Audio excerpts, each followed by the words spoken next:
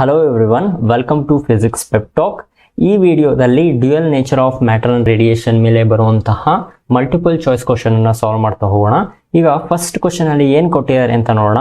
When light is incident on a metal surface, the maximum kinetic energy of the emitted electron vary with intensity of light, vary with frequency of light, vary with speed of light, vary irregularly.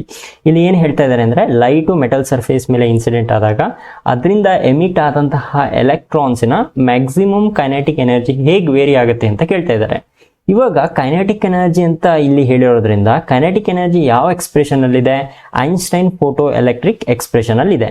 That is E is equal to W0 plus kinetic energy ಅಂತ ಬರ್ಕೊಂತೀವಿ.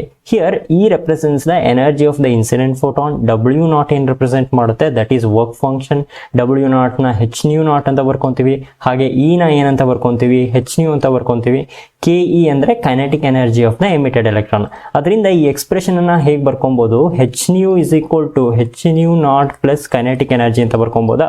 This implies us kinetic energy is equal to hν minus hν0 ಅಂತ ಬರ್ಕೊಬಹುದು. This is equal to h into nu minus nu0 ಅಂತ. ಇವಾಗ ಒಂದು work function ಅಂತ ಬಂದಾಗ work function ಏನಾಗಿರುತ್ತೆ? That will constant for A given material. ಅದರಿಂದ nu0 ಕೂಡ ಕಾನ್ಸ್ಟೆಂಟೇ ಇರುತ್ತೆ.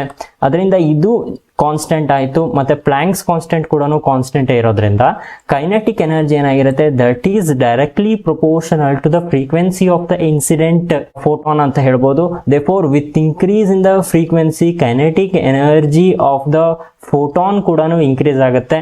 Therefore, option B na ನೀವು ಆಫ್ ಮಾಡ್ಕೊಬೇಕು. Varies with the frequency of light is the correct answer for this question.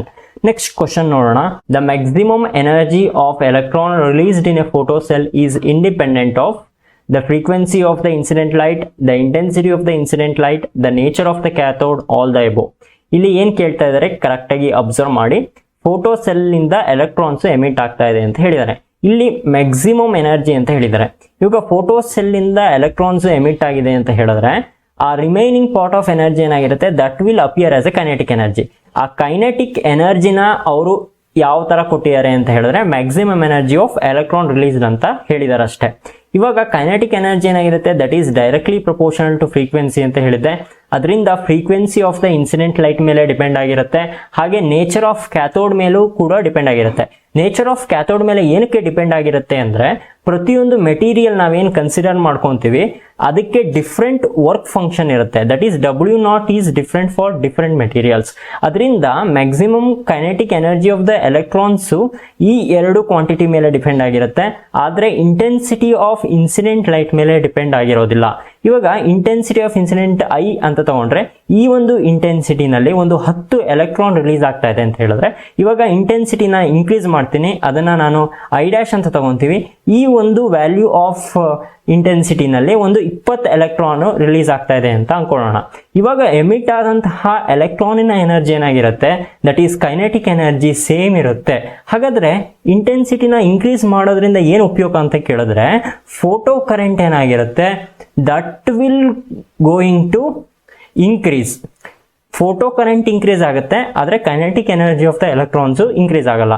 ಅದರಿಂದ ಕೈನೆಟಿಕ್ ಎನರ್ಜಿ ಏನಾಗಿರುತ್ತೆ? That is not depend upon the intensity of incident light. ಅದರಿಂದ option B is the correct answer for this question ಅಂತ ನಾವು ಹೇಳ್ಬೋದು. Next question ನೋಡೋಣ. The minimum energy required to eject an electron from the metal surface is called. This is the definition of work function. ನಿಮಗೆ ಗೊತ್ತಿರುತ್ತೆ. Direct ಆಗಿ option D ನ off ಮಾಡ್ಕೊಳ್ಳಿ. That is work function is the correct answer for this question. Next question. The work function for photoelectric effect is different for different metals, is same for all metals, depend upon the intensity of incident light, depends upon the frequency of incident light. ಇವಾಗ work function ಅಂತ ಬಂದ್ರೆ ಅದು material property ಆಗಿರೋದ್ರಿಂದ that does not depend upon the intensity and frequency of incident light. ಅದರಿಂದ option C ಮತ್ತೆ option D ನ ನೀವು direct ಆಗಿ ನೆಗ್ಲೆಕ್ಟ್ ಮಾಡ್ಬೋದು. ಇವಾಗ ಆಪ್ಷನ್ ಎ ಮತ್ತೆ ಆಪ್ಷನ್ ಬಿ ನ ನೋಡಬೇಕು. ಇವಾಗ ಡಿಫ್ರೆಂಟ್ ಇರುತ್ತಾ ಸೇಮ್ ಇರುತ್ತಾ ಅಂತ ಹೆಂಗ್ ಗೊತ್ತಾಗುತ್ತೆ ಅಂತ ಹೇಳಿದ್ರೆ ನಿಮ್ಗೆ ಆಗ್ಲೇ ನಾನು ಹಿಂದಿನ ವಿಡಿಯೋದಲ್ಲಿ ಒಂದು ಪ್ರಾಬ್ಲಮ್ ಅಲ್ಲಿ ಹೇಳಿದ್ದೆ. ಸೋಡಿಯಮ್ಮು, ರುಬಿಡಿಯಮ್ಮು ಮತ್ತೆ ಸೀಸಿಯಮ್ಮು ಈ ಮೂರು ಮೆಟೀರಿಯಲ್ನ ನಾವು ಕನ್ಸಿಡರ್ ಮಾಡ್ಕೊಂಡ್ರೆ these are sensitive to visible light. Cadmium ಅಂತ ಬಂದಾಗ this is not sensitive to visible light. That is sensitive to UV light. ಅಂದರೆ ಅರ್ಥ ಏನು ಅಂದರೆ ಪ್ರತಿಯೊಂದು ಮೆಟಲ್ಸ್ ನಾವೇನು ಕನ್ಸಿಡರ್ ಮಾಡ್ಕೊತೀವಿ ಅದಕ್ಕೆ ಆದ ವರ್ಕ್ ಫಂಕ್ಷನ್ ಅನ್ನೋದು ಇರುತ್ತೆ. ಅದರಿಂದ ಎಲ್ಲ ಮೆಟಲ್ಸ್ಗೂ ಒಂದೇ ವರ್ಕ್ ಫಂಕ್ಷನು ಇರೋಕ್ಕೆ ಸಾಧ್ಯ ಇಲ್ಲ. Because work function is different for different materials ಆಗಿರೋದ್ರಿಂದ ಆಪ್ಷನ್ ಬಿ ಕೂಡ ಹಾಗೆ ಆಗಿರುತ್ತೆ. Therefore option A is the correct answer for this question ಅಂತ ನಾವು ಹೇಳ್ಬೋದು. ನೆಕ್ಸ್ಟ್ ಕ್ವಶನ್ ನೋಡೋಣ. The energy of photon of wave length lambda is. ಇಲ್ಲೇನು ಕೇಳ್ತಾ ಇದ್ದಾರೆ, ಎನರ್ಜಿ ಆಫ್ ದ ಫೋಟಾನ್ ಏನು ಅಂತ ಕೇಳ್ತಾ ಇದ್ದಾರೆ. ಇವಾಗ energy of the photon expression ನಮಗೆ ಗೊತ್ತಿರುತ್ತೆ, E is equal to hν ಅಂತ. Here H represents the Planck's constant, nu represents the frequency of the photon. ಇವಾಗ in terms of lambda express ಮಾಡೋದ್ರಿಂದ we have to make use of the equation C is equal to nu lambda. Here C represents the speed of light, nu represents the frequency, lambda represents the wavelength of the photon. ಈ ಒಂದು expression ಇಂದ ನೀವು ಹೇಗೆ ಬರ್ಕೊಬಹುದು, C divided by lambda ಅಂತ ಬರ್ಕೊಬಹುದು. Therefore energy of the incident photon ಏನಾಗಿರುತ್ತೆ, that is equal to hc divided by lambda ಅಂತ ಬಂತು. ಯಾವ ಆಪ್ಷನ್ ಅಲ್ಲಿ ಇದೆ ಅಂತ ನೋಡಿ, ಆಪ್ಷನ್ ಸಿ ನಲ್ಲಿ hc ಡಿವೈಡೆಡ್ ಬೈ ಲ್ಯಾಂಬ್ಡಾ ಅಂತ ಕೊಟ್ಟಿರೋದ್ರಿಂದ option C is the correct answer for this question ಅಂತ ನಾವು ಹೇಳ್ಬೋದು. ನೆಕ್ಸ್ಟ್ ಕ್ವಶನ್ ನೋಡೋಣ. A steel ball of mass m is moving with a kinetic energy k. The de Broglie wavelength associated with the ball is. ಇಲ್ಲಿ de Broglie wavelength ಅನ್ನ ಕೇಳ್ತಾ ಇದ್ದಾರೆ. de Broglie wavelength expression ಗೊತ್ತು, that is lambda is equal to h divided by p ಅಂತ.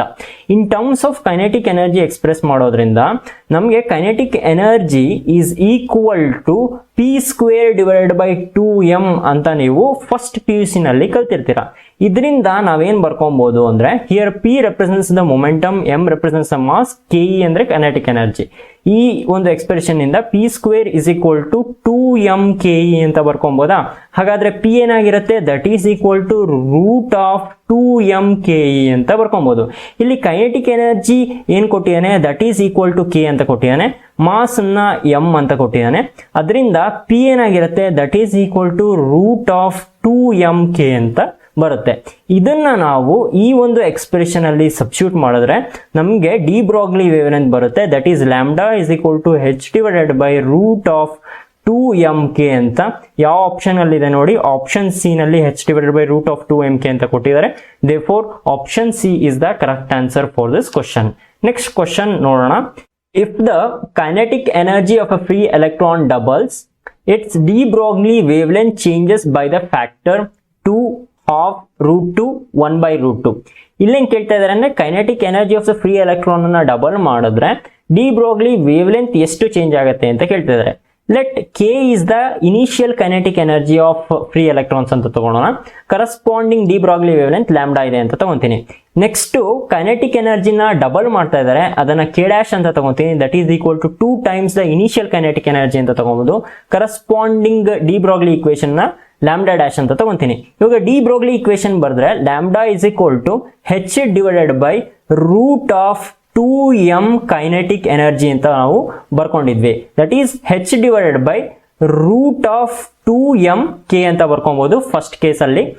ಇವಾಗ second case ತಗೊಂಡ್ರೆ, that is kinetic energy double ಆದಾಗ ಏನಾಗಿರುತ್ತೆ, that is lambda dash is equal to h divided by root of 2m kinetic energy ಏನಾಗಿರುತ್ತೆ, that is K dash ಆಗಿರುತ್ತೆ, that is equal to h divided by root of 2m into 2k ಆಗಿರುತ್ತೆ. ಇದನ್ನ ನಾನು ಏನಂತ ಬರ್ಕೊಬಹುದು, 1 divided by root 2 times h divided by root of 2mk ಅಂತ ಬರ್ಕೊಬಹುದು. ಇವಾಗ h divided by root of 2mk ಏನಾಗಿರುತ್ತೆ, that is equal to lambda ಆಗಿರುತ್ತೆ. Therefore 1 divided by root 2 lambda ಅಂತ ಬಂತು.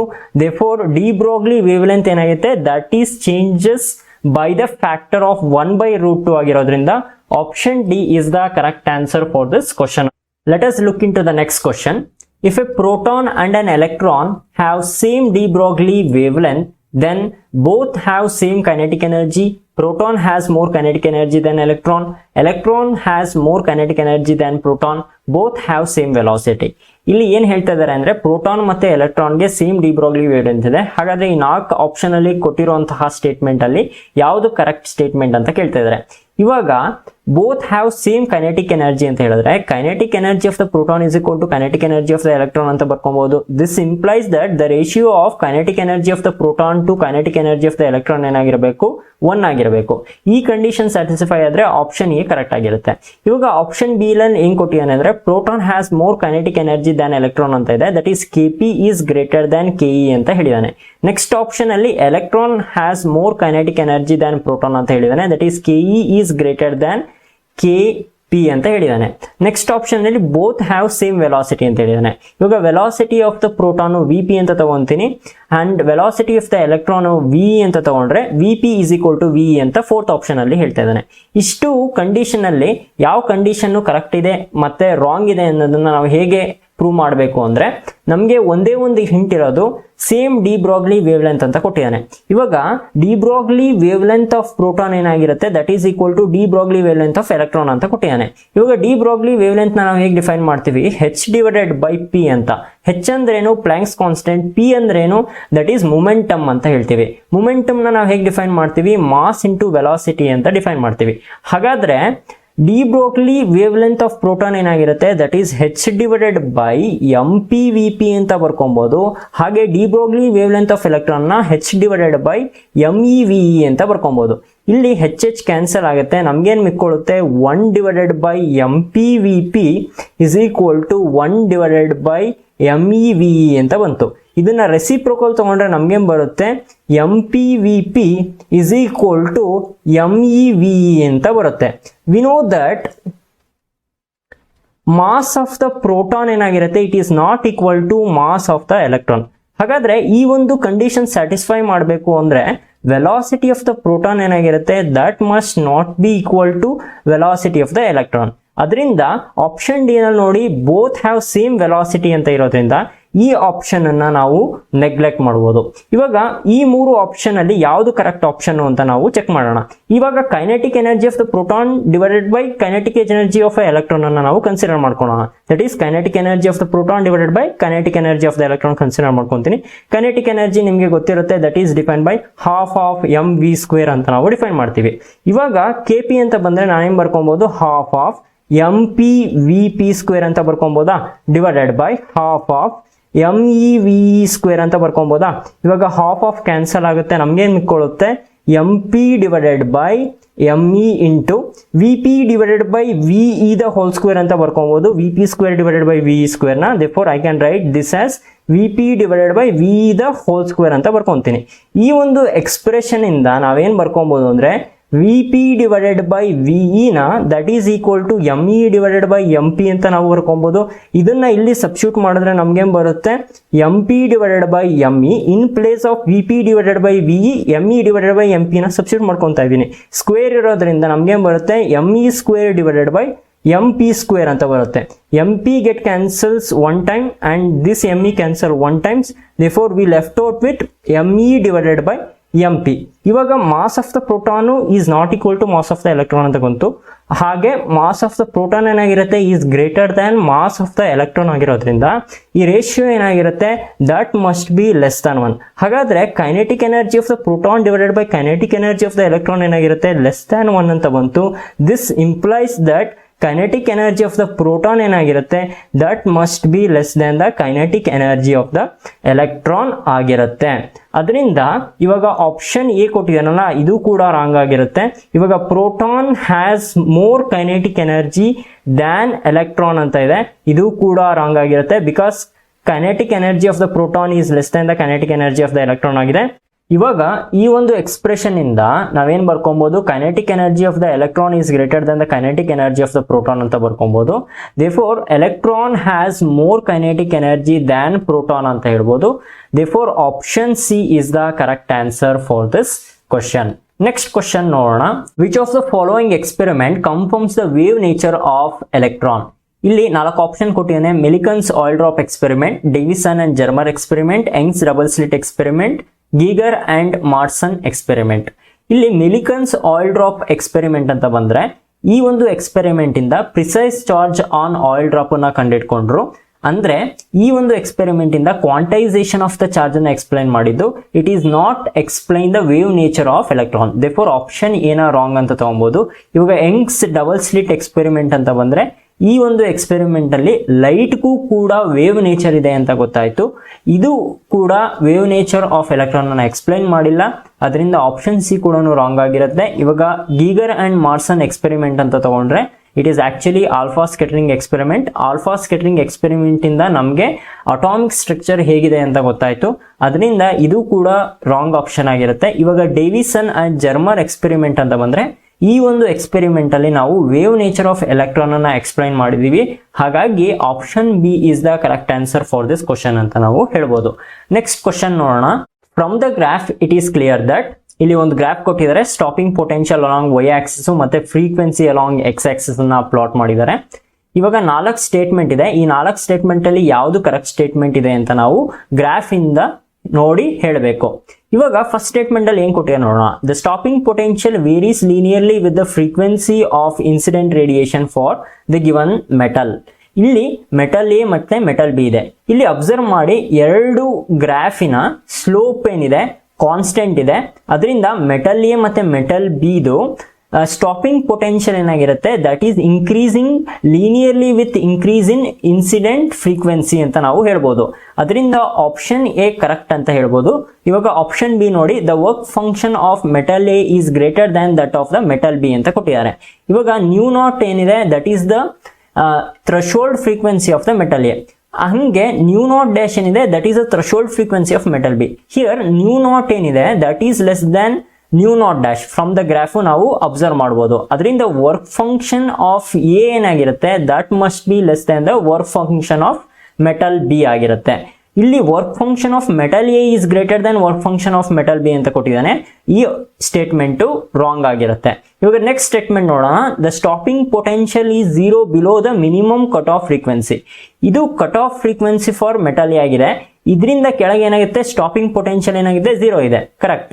ಇವಾಗ ಮೆಟಲ್ ಬಿ ಕನ್ಸಿಡರ್ ಮಾಡ್ಕೊಂಡ್ರೆ ಮ್ಯೂ ನಾಟ್ ಡ್ಯಾಶ್ ಗಿಂತ ಕೆಳಗೆ ನಾವು ಫ್ರೀಕ್ವೆನ್ಸಿ ಇದ್ರೆ ಅದು ಕೂಡ ಸ್ಟಾಪಿಂಗ್ ಪೊಟೆನ್ಷಿಯಲ್ 0 ಇದೆ. ಅದರಿಂದ ಈ ಸ್ಟೇಟ್ಮೆಂಟ್ ಕರೆಕ್ಟ್ ಆಗಿದೆ ಅಂತ ಹೇಳ್ಬೋದು. ಇವಾಗ 4ನೇ ಸ್ಟೇಟ್ಮೆಂಟ್ ನೋಡೋಣ. The stopping potential is independent of intensity of incident radiation ಅಂತ ಕೊಟ್ಟಿದ್ದಾನೆ. ಆಕ್ಚುಲಿ ಈ ಸ್ಟೇಟ್ಮೆಂಟ್ ಕರೆಕ್ಟ್ ಸ್ಟೇಟ್ಮೆಂಟ್, ಆದ್ರೆ ಈ ಸ್ಟೇಟ್ಮೆಂಟ್ ಅನ್ನ ನಾವು ಗ್ರಾಫ್ ಇಂದ ಅನಲೈಸ್ ಮಾಡೋಕ್ ಆಗೋದಿಲ್ಲ. Even though this option is correct, ನಾವು ಗ್ರಾಫ್ ಇಂದ ಅನಲೈಸ್ ಮಾಡಕ್ ಆಗದೆ ಇರೋದ್ರಿಂದ ಈ ಆಪ್ಷನ್ ನಾವು ರಾಂಗ್ ಅಂತ ನಾವು ತಗೊಬೇಕು. ಹಾಗಾದ್ರೆ ನಾವು ಯಾವ್ದು ಸೆಲೆಕ್ಟ್ ಮಾಡ್ಕೊಬೇಕು, ಆಪ್ಷನ್ ಯಾವ್ದ್ರಲ್ಲಿ 1 ಮತ್ತೆ 3 ಇದೆಯೋ ಆ ಆಪ್ಷನ್ ಅನ್ನ ಸೆಲೆಕ್ಟ್ ಮಾಡ್ಕೊಬೇಕು. ಇಲ್ಲಿ ಅಬ್ಸರ್ವ್ ಮಾಡಿ, ಆಪ್ಷನ್ ಏನಲ್ಲಿ 1 and 3 ಓನ್ಲಿ ಅಂತ ಕೊಟ್ಟಿದ್ದಾರೆ. Therefore option A is the correct answer for this question. ಇವಾಗ ನಿಮ್ಗೆ ಬರೀ ಕ್ವಶನ್ ಅಲ್ಲಿ ಏನಾದ್ರೂ ನಿಮ್ಗೆ ಕೇಳಿದ್ರೆ stopping potential is independent of intensity of incident radiation ಅಂತ ಕೇಳಿದ್ರೆ ಇದು ಆಕ್ಚುಲಿ ಕರೆಕ್ಟ್ ಸ್ಟೇಟ್ಮೆಂಟ್ ಇರುತ್ತೆ. ಆದ್ರೆ ಈ ಒಂದು ಕ್ವಶನ್ ಅಲ್ಲಿ ಗ್ರಾಫ್ ಇಂದ ಅನಲೈಸ್ ಮಾಡಕ್ ಆಗದೆ ಇರೋದ್ರಿಂದ ಇದನ್ನ ನಾವು ರಾಂಗ್ ಅಂತ ಕನ್ಸಿಡರ್ ಮಾಡ್ಕೊಂತೀವಿ. ಅದರಿಂದ ಕೇರ್ಫುಲ್ ಆಗಿ ನೀವು ಕ್ವಶನ್ ಅನ್ನ ಓದಿ ಆನ್ಸರ್ ಮಾಡಬೇಕು. ನೆಕ್ಸ್ಟ್ ಕ್ವಶನ್ ನೋಡೋಣ. In the given graph of photoelectric current versus collector plate potential, the quantities A, B and C represent. ಇಲ್ಲಿ ಫೋಟೋ ಎಲೆಕ್ಟ್ರಿಕಲ್ ಕರೆಂಟ್ ನ y ಆಕ್ಸಿಸ್ ಅಲ್ಲಿ ರೆಪ್ರೆಸೆಂಟ್ ಮಾಡಿದ್ದಾರೆ, ಕಲೆಕ್ಟರ್ ಪ್ಲೇಟ್ ಪೊಟೆನ್ಷಿಯಲ್ ನ x Axis ಅಲ್ಲಿ represent ಮಾಡಿದ್ದಾರೆ. ಇವಾಗ ನಾವೇನ್ ಕಂಡುಹಿಡಿಯಬೇಕು ಅಂದ್ರೆ ಪಾಯಿಂಟ್ ಎ, ಪಾಯಿಂಟ್ ಬಿ ಮತ್ತೆ ಪಾಯಿಂಟ್ ಸಿ ಏನ್ ರೆಪ್ರೆಸೆಂಟ್ ಮಾಡ್ತಾ ಇದೆ ಅಂತ ಕಂಡುಹಿಡಿಯಬೇಕು. ಇವಾಗ ಇಲ್ಲಿ ಕಲೆಕ್ಟರ್ ಪ್ಲೇಟ್ ಪೊಟೆನ್ಷಿಯಲ್ ಅಂತ ಇರೋದ್ರಿಂದ ಇದೇನಾಗಿದೆ, ಟುವರ್ಡ್ಸ್ ದ ನೆಗೆಟಿವ್ ಸೈಡ್ ಇರೋದ್ರಿಂದ ಏನ ನಾವು ಸ್ಟಾಪಿಂಗ್ ಪೊಟೆನ್ಷಿಯಲ್ ಅಂತ ನಾವು ಹೇಳ್ಬೋದು. That is negative potential apply to an anode in order to stop the electrons ಅಂತ ನಿಮ್ಗೆ ಗೊತ್ತಿದೆ ಅದು. ಇವಾಗ ಬಿ ಅಂತ ಬಂದ್ರೆ ದಟ್ ಈಸ್ ಸ್ಯಾಚುರೇಷನ್ ಕರೆಂಟ್ ಅಂತ ಹೇಳ್ಬೋದು. ಇವಾಗ ಸಿ ಪಾಯಿಂಟ್ ಅಂತ ಬಂದ್ರೆ ರೆಟಾರ್ಡಿಂಗ್ ಪೊಟೆನ್ಷಿಯಲ್ ಅಂತ ಹೇಳ್ಬೋದು. ಇವಾಗ ಆಪ್ಷನ್ 1 ಏನಾಗಿದೆ, that is mapped to 2 and second is mapped to 3 and third one is mapped to 1. ಇವಾಗ 2, 3, 1 ಇರುವಂತ ಆಪ್ಷನ್ ನ ಸೆಲೆಕ್ಟ್ ಮಾಡ್ಕೊಬೇಕು. ಇಲ್ಲಿ 2, 3, 1 ಇದೆ ಆಪ್ಷನ್ ಬಿ ನಲ್ಲಿ. Therefore option B is the correct answer for this question. That's it for this video. I am your teacher Mukund. If you like our efforts, please do like, share, comment and subscribe. I will meet you in the next video. Until then, have a nice day. Bye.